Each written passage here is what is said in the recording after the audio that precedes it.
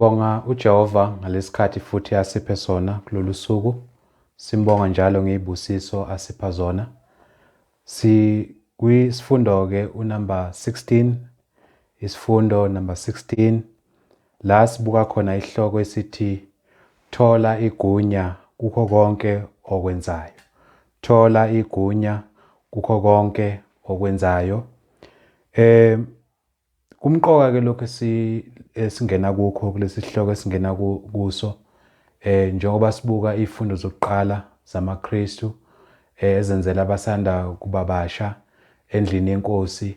Sizobuka namhlanje ukuthi umKristu uma ezothokozisa uNkulunkulu kufanelekile ukuthi konke akwenzayo endlini leNkosi empilweni yakhe athole igunya kuNkulunkulu. Ukuze simthokozise uNkulunkulu sifanele ukuthola igunya, ngamanye amazwi authority kuNkulunkulu kuwo konke esikwenzayo kwezenkolo, kakhulukazi kwezenkolo. Masikhuluma ngegunya la sikhuluma ngegama elithi authority, elisho ukuthi amandla noma ilungelo. So sibuka la ukuthi sifuna ukuthi sithole izwi likaNkulunkulu ukuthi ukuze simthokozise uNkulunkulu uma senza izinto, uma siphila impilo, ikuphi uNkulunkulu akugunyazile, ukuphi uNkulunkulu akuvumelile asinikeze amandla ukuba sikwenze. Ngoba phela njengoba sesingamaKristu sesithobela uNkulunkulu, sesithobela uKristu, njengalokho esigezile ezonweni sasendiswa uye wase esinezela ebandleni lakhe. Uma ufuna incwadi yezenzo chapter 2 verse 47. So ke amaKristu ke fanele ukuthi kuwo konke abakwenzayo bathole, amaKristu athole igunya elibuya kuNkulunkulu. Bathole amandla, bathole ugunyazwa uNkulunkulu konke abakwenzayo.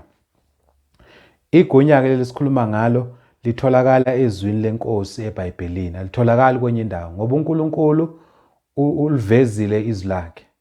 Petro mayekhuluma ngale ndaba ku 2 Peter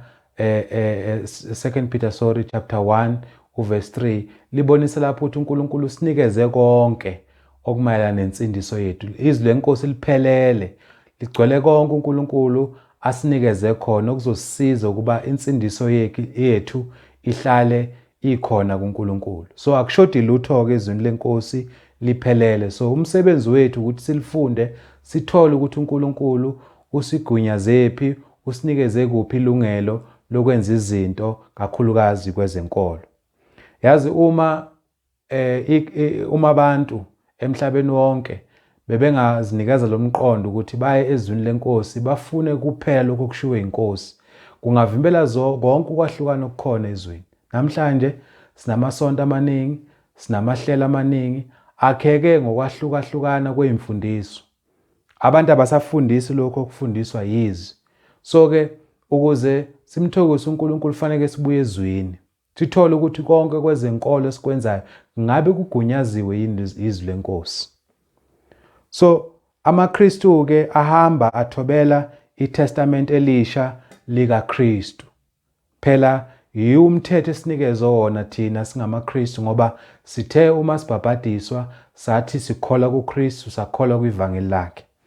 Incwadi kaMathewu 28 verse 20 lapho uKristu uthi mase nibabhabhadisile ku verse 19 nibafundise ukugcina konke enginiyale khona, bhekani mina nginani kuze kube sekupheleni kwezwe. Amazi kaKristu la ukuthi laba bazothi babhabhadiswe bafundise ukugcina konke akushilo uKristu noma akubonisile uMoya oNgcwele. So iTestament lonke leli ababhali balo bahambulelwa uNkulunkulu. Masifuna incwadi yezenzo chapter 2 verse 42 sithola lapho ukuthi ababhabhadiswa ngosuku lwePentecost mhla kuqala ibandla likaKristu laqala ngonyaka 33 AD. Ngalesikhathi usuku lwePentecost kuzenzo 2. uPetro waba uqala ukushumayela ivangeli, waba uqala ukuvula umbuso kaNkulunkulu njengoba ishilo uKristu lapha kwincwadi kaMathewu 18 sifunda khona uverse 19 ukuthi uKristu wayethe uzomnikeza ihluthulelo zokuvula umbuso kaNkulunkulu. So sibona ukuthi ke ibandla seliyavela selimisiwe lelithenjiswe uKristu.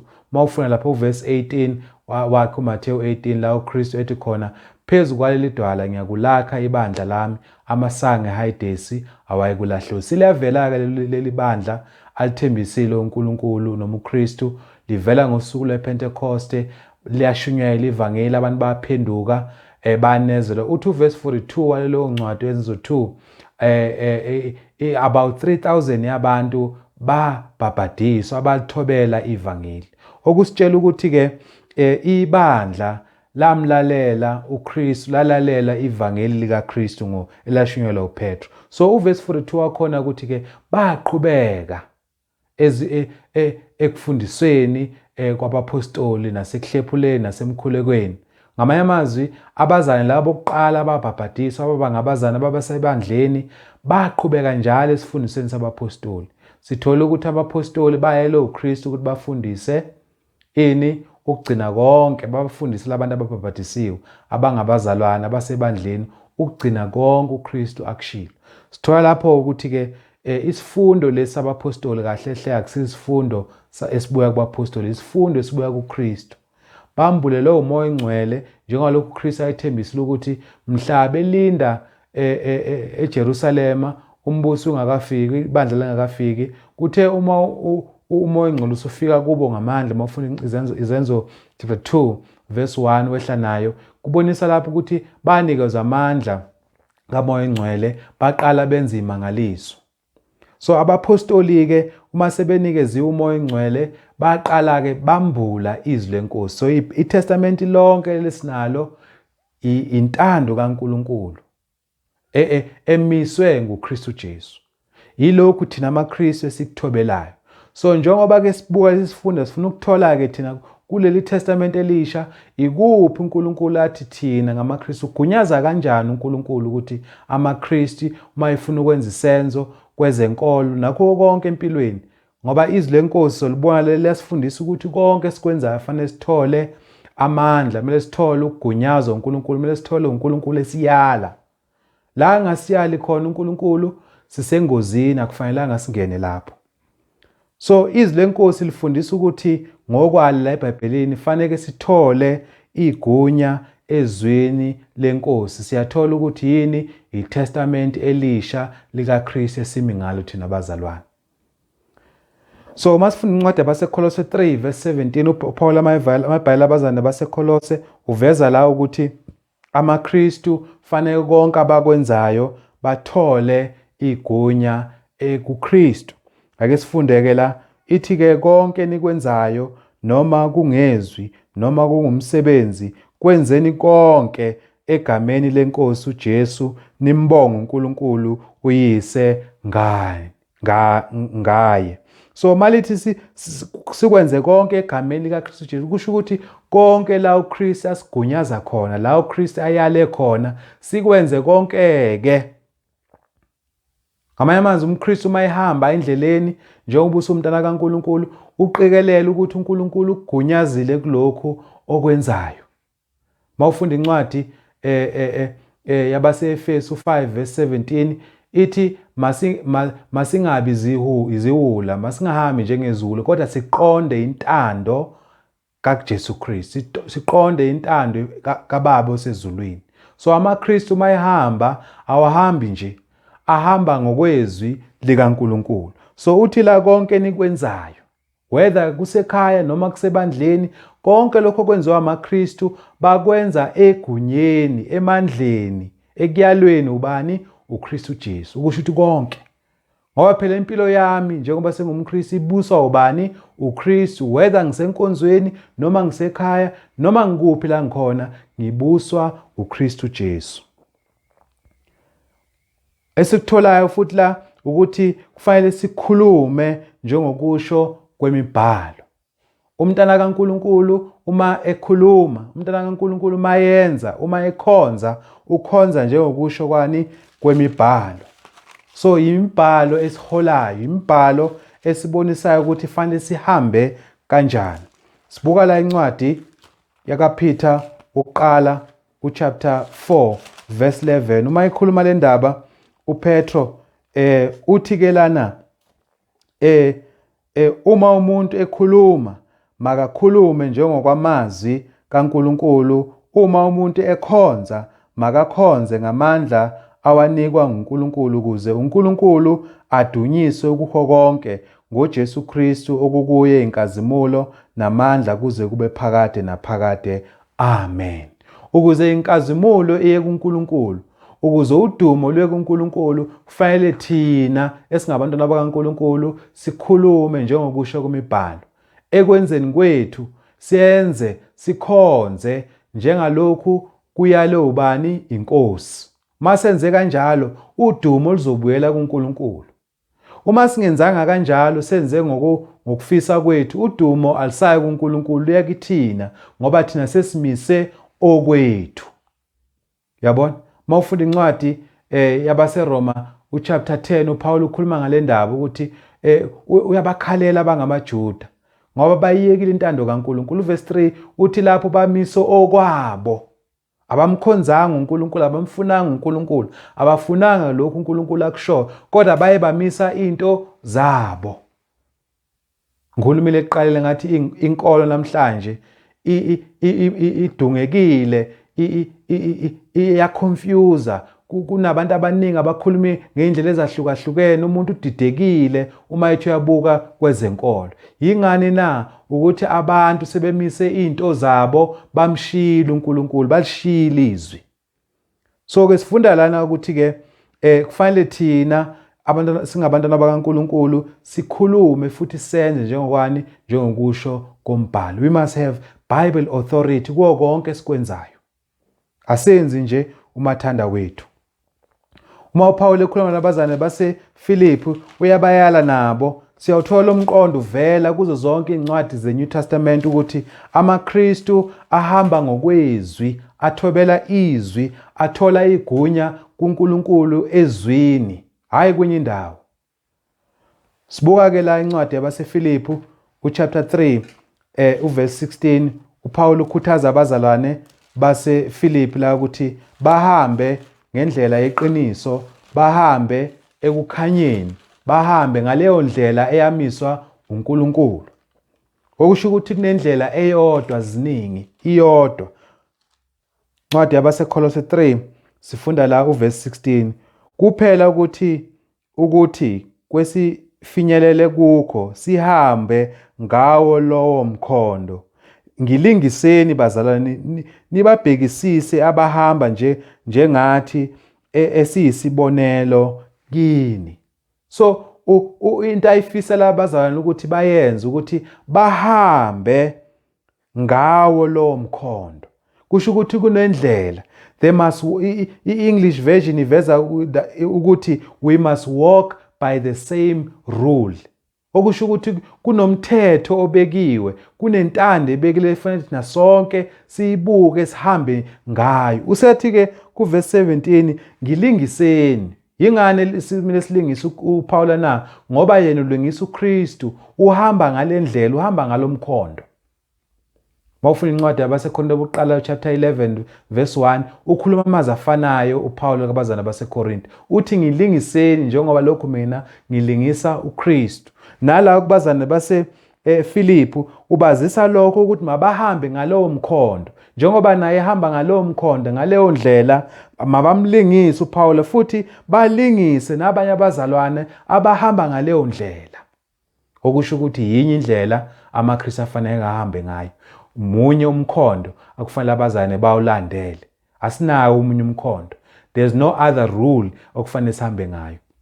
So siya ezwini ukuthola igunya ukuthi uNkulunkulu uthi sihambe kanjani. Siyathola ukuthi umunye umkhondo esinikeze wona okufanele sonke sihambe ngawo. uPaul uhamba ngawo, uyaveza la ukuthi kunabazalwane futhi abahamba ngawo kufanele sibabhekisise, sibanakisise labazalwane phakathi kwethu abahamba ngalowo mkhondo.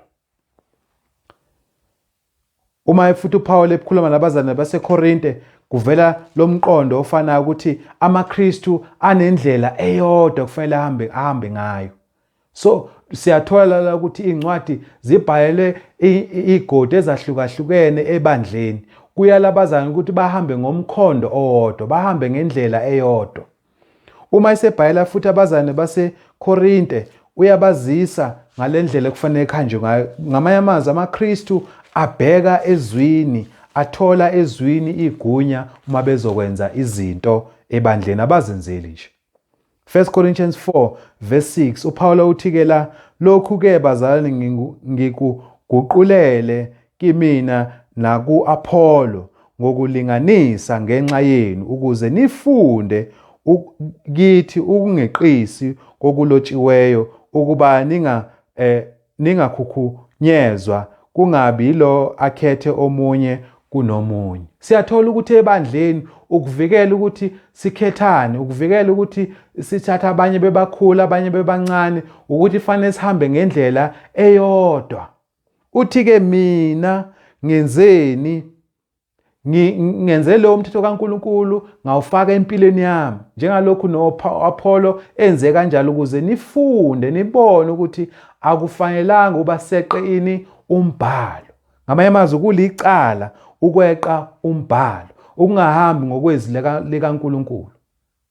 Sifundiswa-ke la ukuthi-ke sithola igunya ezwini leNkosi, aseqisi imibhalo esikutholayo la. Abazalwane baseKorinte babefundisa ukuthi bangeqisi imibhalo, bangayi benze lokho okungashiwo ngombhalo. Umzekelo walokhu uJohane mayekhuluma ngale ndaba ekhuthaza amabandla kulezi igodi ukuba ahambe ngaleyo ndlela, aqaphelisise ukuthi abantu ababamukelayo bahamba ngaleyo ndlela na, ngoba phela le ndlela sithatha kuKristu.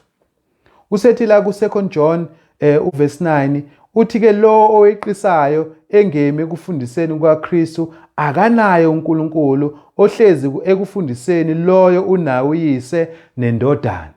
So uyasazisa la ukuthi lo oweqisayo ngamanye amazwi umzalwane noma umuntu nje ongami ezwini likaNkulunkulu ekufundiseni kaKristu, uthi la akanaye uNkulunkulu. Sibonile ngalo ukuthi uma waseqisa asimthokozi uNkulunkulu kwabaseKorinte, asenzi kahle. Sikuthola la ukuthi oweqisayo-ke izwi leNkosi odlulayo, ongenzi lokho kushiwo inkosi, ongekho constrained or restricted yizwi likaNkulunkulu, oweqisayo, owenza lokho uNkulunkulu angakushongo, akanaye uNkulunkulu. Kuyasibonisa lokuthi uma abantu bengahlezi ezwini leNkosi balahlekile, ekugcineni bazolahla uNkulunkulu ngoba beqisile, abamanga ezwini leNkosi. Sifuna ukuthi thina uma senza konke sikwenzayo sikwenze njengalokhu izwi leNkosi lishilo ukuze singalahlekelwa ubudlelwano noNkulunkulu. Uzathi-ke la kuverse 10 uma kufika umuntu onjalo, ngamanye amazwi uma kufika umuntu phakathi kwenu onemfundiso eyeqisayo, imfundiso engabuyi kuKristu, uthi uma ekhuluma la uJohane, uma kufika umuntu kini engalethi lokhu kufundisa, ningamamukeli endlini yenu, ningambingeleli. Kusho ukuthi ukwenza kwalo muntu kubi, ulethe isifundiso esihlukanisa noNkulunkulu, ngoba umuntu oweqisayo akanabudlelwano noNkulunkulu. Angakhuleka kangakanani lo muntu, angakhala kangakanani lo muntu, anganikela kangakanani lo muntu ethi unikela uNkulunkulu, kodwa uma eqisa, uma efundisa, uma yenza izinto ezingashiwo ngoNkulunkulu, akanayo uNkulunkulu. Kuthiwa-ke thina singabazalwane singamamukeli nokumamukela lo muntu. Le ndaba iserious ngaleyo ndlela ukuthi thina esingabantwana bakaNkulunkulu kufanele sihlolisise. Thanda uLuka mayekhuluma ngale ndaba ebhayile uTheophile lapha kuLuka chapter 1, uyamazisa ukuthi njengoba sekukhona ukubhala okwahlukahlukene ngalezo zikhathi uKristu phela esesukile seyile ezulwini beshumayela ivangeli, kwavela imfundiso ezithi kunabanye oKristu. Uma isebhayile uTheophile lapho uyamazisa ukuthi lezi zinto njengoba ngazizwa kubantu ababekhona eqaleni, ukhuluma ngoPetru, ukhuluma ngoJohane, ababekhona bembonile uKristu, phela uLuka wayengekho. So usethi-ke lezi zinto ngazihlolisisa, uma ufunda uverse 4, ngazihlolisisa lezi zinto ukuthi zinjalo, yingakho ngikulobela Theophile wena omkhulu. Okusibonisa la ukuthi amaKristu fanele ahlolisise abakuzwayo ukuthi kusuka ezwini leNkosi na, kuhamba ngokwendlela yeNkosi na. Uma ngekho kanjalo asimthobelanga uNkulunkulu. Sesifuna sitholeke ukuthi thina singabazalwane iBhayibheli ligunyaza isenzo kanjani na esikutholayo embhalweni nakuyo yonke indlela eveza umthetho emhlabeni. Sithola ukuthi indlela zintathu iBhayibheli nalo eligunyaza isenzo kumzalwane. Ukuze umzalwane kuthiwa wenze kahle, ukuze kuthiwa ibandla lenze kahle, libuke embhalweni lifike libheke lezi zinto ezintathu. Uma kuvele yodwa kulezi zinto bese abazalwane benza lokho kushiwo izwi leNkosi noma benze isenzo esithile esihambisana nalokho kuvezwa izwi likaNkulunkulu, benza kahle abona beqisanga. Liveza iBhayibheli indlela ezintathu. Okokuqala liveza ngani? Ngemiyalo. Liveze futhi ngani? Ngezimiso. Ngemizekelo, examples. Liveze futhi ngani? Ngenkomba yomyalelo. Masikhuluma ngemiyalelo la ngokuqala sikhuluma about direct explicit commandments or statements. Sikhuluma ngento uNkulunkulu ayikhulume ngqo. Ungabulali, ungenzi lokhu, ungenzi lokhu, yenza lokhu, balekela lokhu. Ngamanye amazwi ku-explicit kuvela kuNkulunkulu, ku-direct umyalelo ovela kuNkulunkulu. So thina amaKristu sizobuka lapho ukuthi fanele ngenze lokhu na noma ngakwenzi lokhu na. Sibongile ukuthi ngemizekelo through example, kakhulukazi imizekelo yabapostoli. Ngokwesithathu inkomba yomyalelo sikhuluma la about implicit or indirect commandments. Ngamanye amazwi lo mthetho noma lo myalelo noma lesisenzo kufanele sisenze sitholakala embhalweni asivelanga ngqo. Njengalokhu sinemiyalelo evela ngqo. Ungakwenzi lokhu, kwenze lokhu. So iBhayibheli liveza indlela ezintathu zokwenza njani, zokugcina umyalelo. Okokuqala masikhuluma ngama direct or explicit commands, imizekelo yalokho ake sifune incwadi yabaseHebheru 10 verse 25. Uzothola la ukuthi abazalwane bayayalela umyalelo ubuya kubani? kuNkulunkulu. La lencwadi ebandleni likaKristu alipheli inyanga singayifundanga lencwadi umakhonzo. Lencwadi ibonisa umyalelo, a direct command, an explicit command. Uthini umyalelo na? Singakuyeki ukuhlangana kwethu njengokumikhuba wabanye, kepha masivuselelana kakhulu njengalokhu nibona usuku lusondela. Ngamanye amazwi amaKristu athola na umthetho, a direct command ukuthi singakuyeki ukuhlanganyela, sikhuthazane, sivele einkonzeni ngoba ila sikhuthazane ukuba siqhubeke ekukholweni. Omnye umzekelo wemiyalelo edirect sithola kuMark 16 verse 15 to 16. Uthi uKristu mayivuka abafileyo, hambani niyezweni lonke nishumayele ivangeli, okholwayo abhabhadiswe uyakusindiswa. So uma sesishumayela ivangeli sithobela umthetho kaNkulunkulu, senza isenzo esigunyazwe uKristu Jesu. So ke sithola lapho ukuthi ngemiyalelo ila sithola khona igunya kuNkulunkulu. Siyafunda embhalweni ukuthi imiyalelo kaNkulunkulu ithini. Uma senza njengalokho imiyalelo kaNkulunkulu isho, sesimthobelile ubani? uNkulunkulu. AmaKristu avele enze nje, ebandleni azivele isenze nje. Sibuka embhalweni ukuthi umbhalo has the word of God authorized this action. Sinalo igunya kuNkulunkulu. Okwesibili ngemizekelo through example, apostolic examples in most cases. Sibuka la imizekelo, umzekelo walokhu incwadi yezenzo 20 verse 7. KwiTestamentini lonke akukho la kubhalwe khona directly ukuthi amaKristu fanele ahlangane njalo ngosuku lokuqala eviki ukuhlanganyela esinkweni ukukhumbula ukufa kweNkosi Jesu Kristu. Sithola la ngemizekelo, imizekelo yanle yabapostoli ukuthi njengoba sibonile uPaul uthi mina lapho incwadi yabase Korinto bokuqala chapter 4 verse 6 ukuthi konke lokhu okumyalo kaNkuluNkulu ngiye ngakubeka empilweni yami noApollo ukuze nifunde kithi ukungeqisa umbhalo. So uma benza ke besebenza abapostoli babesebenza ukuba bebe umzekelo yethu ukuze sibuke ukuthi uma kuthiwa umuntu ulayela uNkulunkulu wenza kanje, ngoba phela izwi leNkosi lalimbulelwe kuba abapostoli nabanye ababhali abangabaprofeti la kuTestament Elisha. So sibuka kuyimzekelo yabapostoli ukuthi lokhu kufunwa yiNkosi. So masibuka la incwadi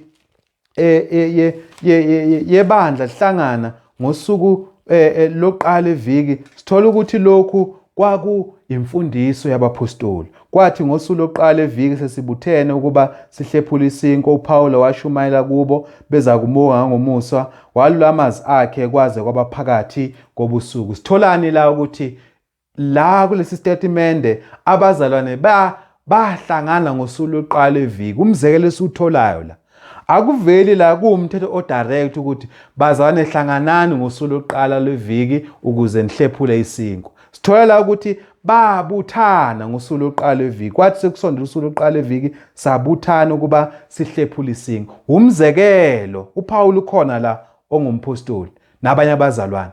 Ulokhu loba lesisimo eveza lokho kwakuyele iNkosi. Balinda insuku. Mawufunda la bafika ngomsombuluko, mawufunda uverse 6. Bafika on Monday, balinda eTroa. Yini indaba na? Kwakunemfundiso evela kwaPostoli ukuthi njalo ngosuku loqala eviki amaKristu ayahlangana ukukhumbula iNkosi uJesu Kristu, ahlanganyele esinkweni nasesiphuzeni ekukhumbuleni ini iNkosi. Sibona imzekelo ukuthi imzekelo inamandla kithini. Ngikulume ngale ndaba yokugcina ke inkomba yomyalelo. Emhlabeni esiphila kuwo kunabantu abanemfundiso yokuthi eBhayibhelini uma ngekho umthetho umyalelo odirect njengoba sikhulumile noma kungekho umzekelo kusho konke esikwenzayo kuyisona. Kuyiphutha lokho ngoba ikhona imiyalelo engaveli direct, implicit or indirect. Abanye baze bathi is through implication. Ngamanye amazwi sifunda istatement esithile bese sidraw conclusion, sithola ukuthi la kukhulunywa ngalokhu bekusho lokhu. Ngamanye amazwi inkomba into evezayo ukuthi la lesi statement besiveza ukuthi kunje. Imzekelo yalokhu ngizosebenzisa imzekelo emithathu.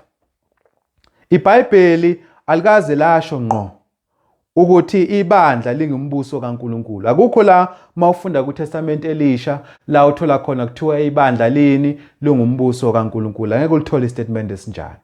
Kodwa uzothola amavesi uma ekhuluma akhomba ebonisa ukuthi ngempela kuyini umbuso kaNkuluNkulu ibandla. Umzekelo walokho uMark verse 9 verse 1 uKristu la uthi ke abanye benu angeke bakubona ukufa ungakafiki umbuso ngamandla.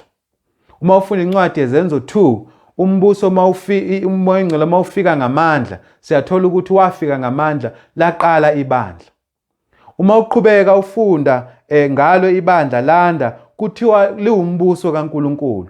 Mawufunda incwadi yabaseKolose 1 verse 3 ayisho lapho directly ukuthi ibandla lingumbuso kaNkuluNkulu. Uthi lapho Paula uKristu wasikhulula emandleni obumnyama, wasisusa emandleni obumnyama. Ithi English version, he translated us embusweni wakhe wendodana yakhe. Angamanye amazwi ibandla liwumbuso kaNkuluNkulu. Kodwa kukho lapho kuvela khona directly. Okusho ukuthi kunenkomba miyalelo, kunama implications ekufanele siwathathe ezwini leNkosi. uPawulo emunye umzekelo uPawulo uveza ukuthi akekho uKristu akekho ngaphansi kukaNkuluNkulu. Mawufunda incwadi yabaseKorinte uchapter 15 sivela nje imzekelo ebonisa la ukuthi iBhayibheli liyagunyaza through inkomba yomyalelo, indirect commandments, implicit commandments. Kusho ukuthi akukhulunywanga ngqo, abanye bathi in necessary inference. So we draw a conclusion, logical conclusion kulokho okushiwe yini yizwi leNkosi ukuthi uNkulunkulu ufundisa lokho. Asikhulumeli nje emoyeni. Njengoba sikhuluma ngani ngombuso kaNkulunkulu, azange sithi umbuso kaNkulunkulu ibandla. Sithathe imbhalo yabonisa ngokucacileyo ukuthi uma ukhuluma ngebandla kufanele ukhuluma ngani ngombuso kaNkulunkulu. La uPaula ke uveza indaba emqoka ekufanele siqaphele lisise la. uPaula la u-interpreter incwadi yamaHubo chapter 8 verse 6 obekuyisiprofetho sikhuluma ngoKristu ukuthi uNkulunkulu uzomnikeza amandla onke. Ake sifundeke la kwincwadi yabaseKorinte bokuqala uchapter 15 sizofunda khona la uverse 27 ukuya kuverse 28. Ithi ngokuba izinto zonke uzithobisile phansi kwezinyawo zakhe, kepha nxa ethi izinto zonke zithotshisiwe kusobala ukuthi ungaphandle kwazo yena ozithobisile phansi kwakhe. uPaula uma ekhuluma ngencwadi yamaHubo la esikhuluma ngayo 8 verse 6, uNkulunkulu la uveza ukuthi wakumisa konke, ngamanye amazwi wakuthobisa konke ngaphansi kwezinyawo zakhe. Usethi uPaula ke uma uNkulunkulu enza lokho ethobisa konke, uthi uPaula kusobala. In other words, it is implied, kucacile. You can read and realize ukuthi la uNkulunkulu yena akathotshiswanga, ubaba ezulwini akathotshiswanga ngaphansi kaKristu. So ngamanye amazwi uNkulunkulu mayithatha konke okudaliweyo ezulwini nasemhlabeni wakubeka ngaphansi kaKristu, kusho ukuthi yena ke uNkulunkulu njengoba ebeke konke ngaphansi kaKristu, yena ungaphandle kwalokho. Ngamanye amazwi unikeza igunya uKristu, unikeza amandla uKristu. Kuyasibonisa ukuthi la there are implications emele siwathole ezwi laNkulunkulu. Ngamanye amazwi uma ufunda incwadi yamaHubo verse 6 ucacile ukuthi uNkulunkulu akekho ngaphansi kabani kukaKristu. Uma ithi uNkulunkulu ubeka konke ngaphansi kaKristu, akusho ukuthi uNkulunkulu noma ubaba ezulwini ungaphansi kaKristu. Kusho ukuthi uNkulunkulu umnikeza igunya. Okunye sikutholayo incwadi umzekelo enginawo la ukugcina masibuka inkomba yomyalelo, masibuka implicit or indirect commandments or necessary inference. Sithola ukuthi incwadi yabaseEfesu sinikeza umyalelo la. Lo myalelo unikezwa ibandla, kutshelwa ibandla ukuthi lingahlanganyeli entweni zobumnyama. Lingahlanganyeli entweni zobumnyama. Ephesians 5 sifunda la uverse 11. Ephesians 5 sifunda la uverse 11. Lithi la ningahlanganyeli imisebenzi yobumnyama engenazithelo, kepha kunalokho nidalule. Kuthiwa ningahlanganyeli, kukhulunywa nani? Nebandla. Phela incwadi ibhayele ibandla. Yabo? Ithi ke la ningahlanganyeli imisebenzi yobumnyama. La akubaliwe ukuthi lemsebenzi yenziwa yini noma ubani. Kuthiwa nje imisebenzi yobumnyama ningahlanganyeli kuyo. Lokhu kukhomba, it is implied, kukhomba, akubhaliwe directly la. Kukhombane la ukuthi amaKristu akufanelanga ukuthi ahlanganyele ezintweni, noma umuntu eyedwa noma abantu bebonke bebaningi abenza ukubi, akufanelanga ahlanganyele nabo. So iBhayibheli alibhalwanga konke step by step. uNkulunkulu ebezobhala ukuthi ungenzi lokhu, ungenzi lokhu, ungenzi lokhu, ungenzi. iBhayibheli lalosuka lalizwe lofika leAmerica ubude balo. So uma uNkulunkulu ethi ningahlanganyeli konke, ningahlanganyeli imisebenzini yobumnyama, uma leyo msebenzi yenziwa umuntu oyedwa, leyo msebenzi yenziwa izinto noma izinto ezenza izinto ubumnyama noma abantu abaningi noma abangakanani, asihlanganyeli nabo. Kunabazayo namhlanje asebedumaza endlini leNkosi, asebethi hayi awukwazi ukuhlukana nabantu abenze isono, uhlukana kuphela nomuntu oyedwa. iBhayibheli likufundisa phi lokho ukuthi uhlukana nomuntu eyedwa kuphela na? Alikufundiswa, lakaze lathi uhlukana kuphela nomuntu eyedwa. Sinemizekelo eyahlukahlukene, kuhlukana nomuntu, kuhlukana futhi siyalela ukuthi sihlukane nabantu abangahambi entondweni yani yeNkosi. So bonke ke abenza okubi sihlukana nabo. Masifunda la incwadi yabase Thessalonika besibili chapter 3 verse 6 sithola umyalelo la. So siyathola kule ncwadi ukuthi lo myalelo ufaka zonke izinto. Noma ungakushongo directly, awushongo ukuthi umuntu oyedwa, abantu abaningi, izinto, kodwa konke okwenza okubi nje.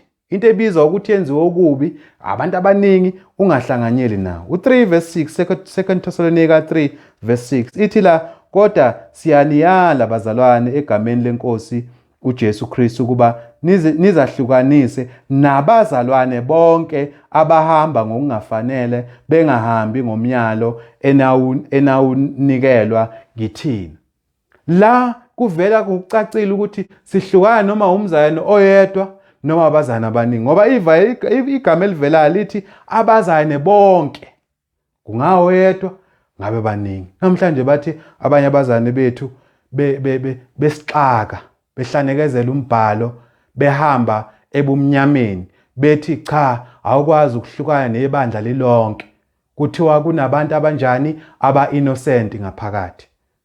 Kanjani? Ngoba iBhayibheli lishilo ukuthi singahlanganyeli nabantu abenza okubi. Uma kunomzalwane phakathi kwethu owenza okubi engafuni ukuphenduka la simkhuza khona, ibandla liyaliya ukuthi lihlukane naye. Uma lingahlukane naye, lidibana naye, lihamba emsebenzini yakhe. Sibonile ngalencwadi kaJohane wesibili uthi ohlanganyela omamukelayo lo muntu oweqisayo izwi leNkosi, uhlanganyela naye umdibo munye, ushare isono sakhe. So uma ibandla lilonke, the whole congregation, livumela isono ukuthi siqhubeke ebandleni, lihlanganyela nomuntu osesonweni, lonile lonke. So abangaphandle, abangekho kuleso sigodi, mabelibuka libandla, belikhuze, belibonisela ibandla, lingafuni ukuyeka ukuhlanganyela esonweni, banelungelo eliphelele ukuba benze njani, bahlukana nelo bandla. Likhona iverse eliveza umzekelo okuhlukana elinye ibandla eBhayibhelini? Cha, alikho. Ukhona umyalo straight direct othi ungahlukana nebandla leli noma kuthiwa wahlukana nelabandla lela? Cha, awukho. Kodwa kunama implicit commands. Avela kanjani na? Uma ethi iBhayibheli singahlanganyeli nezinto zani zobumnyama. Uma ibandla lonke lihlanganyele esonweni, likhuthaza isono, lisebumnyameni. Unamandla angakanani ke wena? Uthatha igunya ke wena lokuhlangana nebandla elihamba esonweni? Uthatha igunya lokuqhubeka wena uhlanganyela nomzalwane ongafuni ukuphenduka esonweni? Uthatha igunya wena lokuba uhlanganyele nezinto uNkulunkulu athe ungahlanganyeli nazo na? So sisabuza namhlanje bazalwane ukuthi liphi igunya lokwenza kanjalo? Uthe iNkosi singahlanganyeli entweni zobumnyama. So bengiveza ke la ukuthi izwi leNkosi liveza ngendlela ezintathu igunya esinalo: imiyalelo, direct commands, ngemizekelo, apostolic examples, inkomba yomyalelo, indirect or implicit commandments, ngibonisile ngemizekelo eyahlukahlukene. Lezi ndlela zontathu sithola kuyo yonke la kunani kunomthetho. Ungaya kweze science, uye kwezodokotela, uye kwezomthetho, abaqhuba lo mthetho noma umyalelo lo nikeziwe, or the authority for that particular institution, they look at those three things. Ngabe ikhona imiyalelo, is there direct laws? Ngabe kukhona examples that we can learn from? Ikhona imizekelo na ebonisa a certain principle? Yabona? Are there precedents? Ngabe ikhona imizekelo? Are there implicit statements? Are there statements that we can draw conclusion from? Indlela ezintathu emhlabeni kusetshenzwa kanjalo. Kodwa kuthiwa mase kuziwa ekwezenkolo, mase kufanele kwenza intando kaNkulunkulu, kuthiwa hayi liphi ivesi? Fanele sibuke la embhalweni ukuthi uma sifunda la lithi for umzekelo njengoba kuthiwa singahlangani nabantu abenza izinto ezimbi noma singahlangani nezinto zobumnyama, asingasho ukuthi hayi sazi ukuthi thina kuthi ungahlangani nomzalwane. Hayibo. iBhayibheli lithi nabo bonke abenza imisebenzi yobumnyama sihlukana nabo. Lokho kushiwo iBhayibheli. So ke uma sengiconclude la sibuka indaba yokuthola igunya la iBhayibheli izwi leNkosi kungenayo imizekelo, kungenawo umyalo, ingekho inkomba yomyalo ezwini, asivumelekile ukukwenza lokho. La iBhayibheli lithule khona, where the Bible is silent, asivumelekile. Lithule kanjani iBhayibheli? Alinayo imizekelo, there are no direct commands. Alinayo imizekelo, there are no examples. Alinayo inkomba yomyalelo, explicit commands or necessary inference. So uma kungekho lokho, lithi izwi leNkosi singenzi. Sibuyile encwadi yabaseKorinte bokuqala chapter 4 verse 6 uthi uPaul lezi zinto ngizibeke kimina nakuApollo ukuze nifunde ungeqisi umbhalo. Ngamanye amazwi, uma iBhayibheli lithule asivumelekile ukube senze. uNkulunkulu akagunyazi, uNkulunkulu ugunyaza ngakushilo, hayi ngalokho angakushongo. Mawufunda incwadi yangale kwaJeremiah chapter 19 verse 5 asifunde lencwadi iveza ngokusobala ukuthi kuba yisono ukwenza into uNkulunkulu angayishongo. Kunabantu abathi hayi njengoba uNkulunkulu angayishongo kusho ukuthi sigunyazekile. Hayi. Fanele sithole izwi la lisibonisa khona ukuthi lesi senzo uNkulunkulu uyasivuma nezwini. Mangatholakala ezwini asikwenzi. So kutholakala ke la ngesikhathi sakaIsrayeli, uIsrayeli wakha ama-altari kaBhali. Ukhonza uNkulunkulu uBhali. uNkulunkulu wayethe khumbula ungakhonzi abanye uNkulunkulu, ungabalandeli abanye uNkulunkulu. Bayisho lokho uNkulunkulu. So labantu sebetholakala sebenza izinto ezinkulu uNkulunkulu angayishongo, uNkulunkulu angayimisanga. Abanye baze bashisa nabantwana babo bekhonza labo uNkulunkulu. Izinto uNkulunkulu angayikhulumanga. Sifunda la incwadi kaJeremiah chapter 19 sifunda la uverse 5. Ithi ke le ncwadi bakha izindawo eziphakemeyo zikaBhali ukushisa amadodana abo ngomlilo abe iminikelo yokushiswa kuBhali. Engingakuyalanga nengingakukhulumanga nokungangenanga enhlizweni yami. Uthi uNkulunkulu benza zonke lezi zinto ngangingabayalile, kwangafikile nasemqondweni yami nguNkulunkulu nguJehova. So sibona ukuthi ke kuyiphutha umuntu uma eqisa, uma umuntu enza lokho uNkulunkulu angakushongo, wenza isono. Uma ekukhonzeni uNkulunkulu sifaka izinto uNkulunkulu angayishongo, siyeqise asiyendisa kulokho uNkulunkulu akushilo. Oweqisayo ke uyona sibonile lapho kuJohn u2 John 9 verse 11. Mawufunda incwadi kaLeviticus 10 uverse 1 to 2, amadodana kaAroni atholakala enza isono. Enzeni aza abulawa nokubulawa uNkulunkulu? Enze into uNkulunkulu angayishongo. uNkulunkulu ebeyala ukuthi ukushiswa kweminikelo makwenziwe kuphi? Uma kushiswa impepho, umlilo mawuthatha kuphi? Kuleya altara engaphandle. Lezi insizwa ngokuhlakanipha kwazo zithi ihlakaniphile, zathi zona hayi iNkosi asizukulaya lokho ekusho, sizokwenza okufunwa obani? Yithina. Sinabantu namhlanje enkolweni abenza okufunwa yibona, hayi okushiwo iNkosi. So uma umuntu enza lokho ungashiwa iNkosi uyona. Ake sifunde la u10 verse 1 to 2. Anabi noAbihu amadodana kaAroni bathatha bobabili imicengezi yabo yomlilo, bafaka umlilo kuyo, babeka impepho phezulu, banikela phambi kukaJehova ngomlilo ongafanele angabayalanga ngawo. Kwaphuma umlilo phambi kukaJehova wabaqeda bafa phambi kukaJehova.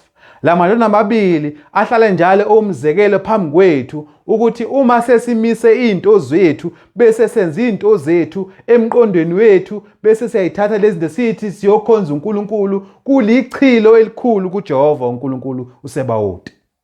Sifunda la ukuthi la madodana akhetha ukuzenzela umlilo wawo, umlilo wabo. It is la imicengezi yabo. They created their own fire. uNkulunkulu wakubona kuyisinengiso ngoba uNkulunkulu ebeshilo ukuthi uthola ini umlilo uma ufuna ukushisa impepho uthola kwi-altare bebekile uNkulunkulu. Kuthiwa uNkulunkulu ngomlilo banikela kuJehova ngomlilo ongafanele, profane fire. Sinabantu namhlanje abaletha ukukhonza kuNkulunkulu, bakhonza uNkulunkulu ngemithetho yabo, banagunya, they have no Bible authority kuloko lento abazenzayo. Baziletha kuNkulunkulu kodwa uNkulunkulu akashongo. Kuba isinengiso kuJehova kuyisono. La umbhalo uthule khona asivumelekile ukwenza okungashiwonga uNkulunkulu. Incwadi yeSamuel 22 verse 18 to 19 iveza ukuthi siyona uma sineze noma sinciphisa ezweni leNkosi. Sifanele singabazana ukuba siqondisise kahle izwi leNkosi.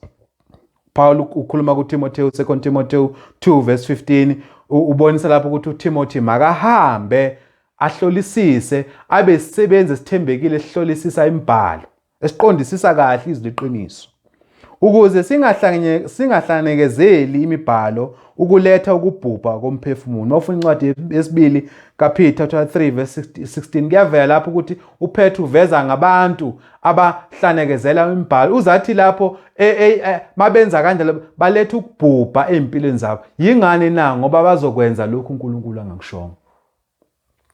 Abazalwane ngeminyaka yama-1800s AD ku-19th century abavele eAmerica babesebenza ukuba ibandla libuyele eBhayibhelini lishiye imfundiso zabantu. Ngoba inkinga enkulu enkolweni esenza ukuba sihlukane kangaka ukuthi abantu bafake imfundiso zabo. Yize zenza ukuthi kube khona ukuduka kwabantu. So labazana mabebona ukuthi kufanele sibuyele eBhayibhelini sikhulume njengalokho iBhayibheli likhuluma, bave nesiqubulo. Lesiqubulo sisiphethe na esithi sikhuluma la iBhayibheli likhuluma khona, sithula la iBhayibheli lithula khona, sibiza izinto ngamagama abizwa iBhayibheli. Ngoba sifuna ukuhlala ezweni likaNkulunkulu, sithole igunya ezweni likaNkulunkulu. Ingabe wena ukholwa futhi uhamba njengokusho kwemibhalo na? Ihlolisise lenkolo kuyo, lihlolisise lendlela kuyo. Ngabe iyatholakala ezweni leNkosi noma kuyimfundiso yomuntu na? Lokho okwenzayo ukwenza ngaliphi igunya na? By what Bible authority are you doing these things ozenzayo? Sinabantu abaningi abathi benzela uNkulunkulu kanti benza ize ngoba bafundisa imithetho yabantu, bahamba ngokucabanga kwabo. Bafana namadodana kaAroni, bathatha izinto zabo le emhlabeni bese beyiletha kuNkulunkulu bathi uNkulunkulu yamukela ke lento yami. So siyafunda ke namhlanje ukuthi kuwo konke esikwenzayo kufanele sithole igunya ezweni leNkosi. Lithola kanjalo igunya ezweni leNkosi? Sithola ngemizekelo eboniswa eTestamenteni Elisha.